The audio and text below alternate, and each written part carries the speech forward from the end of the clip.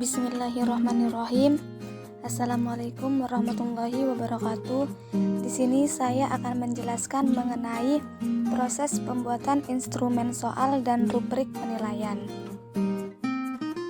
Video ini merupakan video pembelajaran yang disusun oleh Nurul Hidayanti, kelas Pendidikan Fisika C 2019 Universitas Negeri Medan.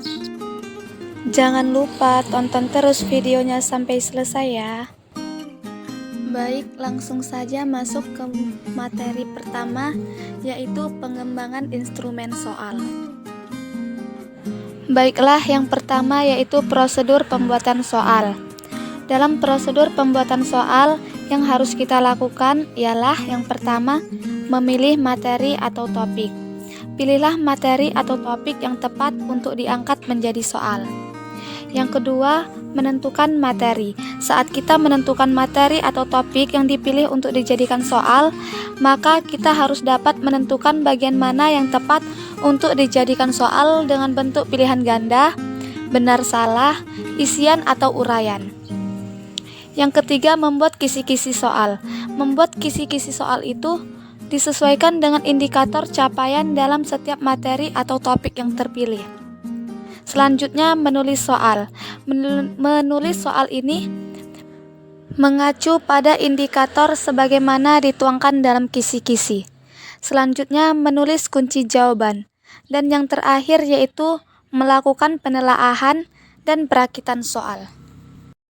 Selanjutnya, yang kedua yaitu aturan pembuatan instrumen soal. Yang pertama yaitu soal-soal yang dibuat harus menanyakan tentang ilmu, materi, konsep, teori atau pengetahuan yang telah dipelajari. Yang kedua, soal disusun mengikuti kaidah penyusunan soal. Yang ketiga, penulis soal harus menguasai ilmu yang akan ditulis soalnya. Yang keempat, penulis soal mengetahui adanya ragam atau jenis atau bentuk soal beserta keunggulan dan kelemahannya. Yang kelima, penulis soal paham akan kaidah penulis soal untuk berbagai bentuk soal. Dan yang terakhir yaitu penulis soal paham bahwa soal yang ditanyakan berhubungan langsung dengan penskoran sehingga diperoleh penilaian yang objektif. Yang ketiga yaitu kaidah menulis soal. Yang pertama, soal harus mengukur pencapaian kompetensi yang menjadi tujuan. Yang kedua, soal harus mengukur pencapaian kompetensi tunggal atau tidak ganda. Yang ketiga, kompetensi diukur berdasarkan indikatornya. Yang keempat, setiap soal harus singkat, jelas, dan komunikatif. Yang kelima, soal mempunyai jawaban yang jelas. Dan yang keenam, soal dipastikan tidak keliru. Yang terakhir, penampilan perangkat tes harus final. Yang keempat yaitu prinsip-prinsip guru dalam menyusun soal. Yang pertama, shohi. Hal ini didasarkan pada data yang mencerminkan kemampuan siswa. Yang kedua, objektif. Ada prosedur dan kriteria yang jelas. Yang ketiga, adil. Penilaian dilakukan sama tanpa memandang sara dan gender. Yang keempat, terpadu, menjadi komponen tidak terpisahkan dari pembelajaran. Yang kelima, terbuka. Prosedur penilaian, kriteria penilaian, dan dasar pengambilan keputusan bisa diketahui oleh siapa saja. Yang keenam, menyeluruh dan berkesinambungan, mencakup semua aspek kompetensi dengan menggunakan berbagai teknik penilaian. Yang ketujuh, sistematis. Hal ini dilakukan secara berencana dan bertahap. Yang kedelapan, beracuan kriteria, ada ukuran pencapaian kompetensi. Dan yang kesembilan yaitu akuntabel, penilaian dapat dipertanggungjawabkan. Baiklah, masuklah ke materi selanjutnya yaitu rubrik penilaian. Yang pertama, kita harus mengetahui apa itu pengertian penilaian.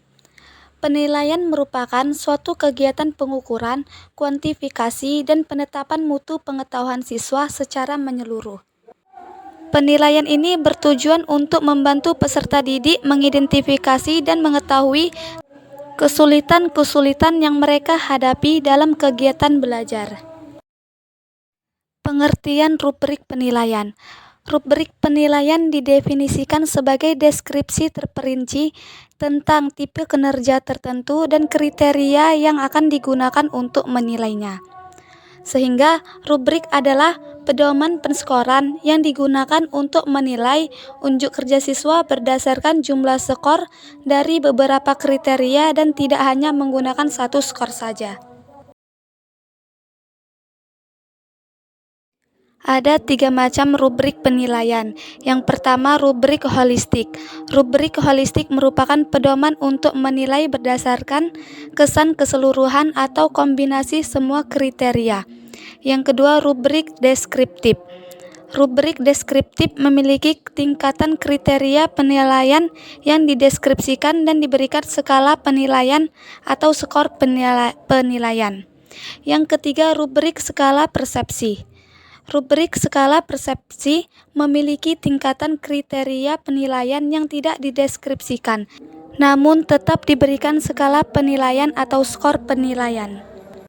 Terima kasih telah menonton video saya. Assalamualaikum warahmatullahi wabarakatuh.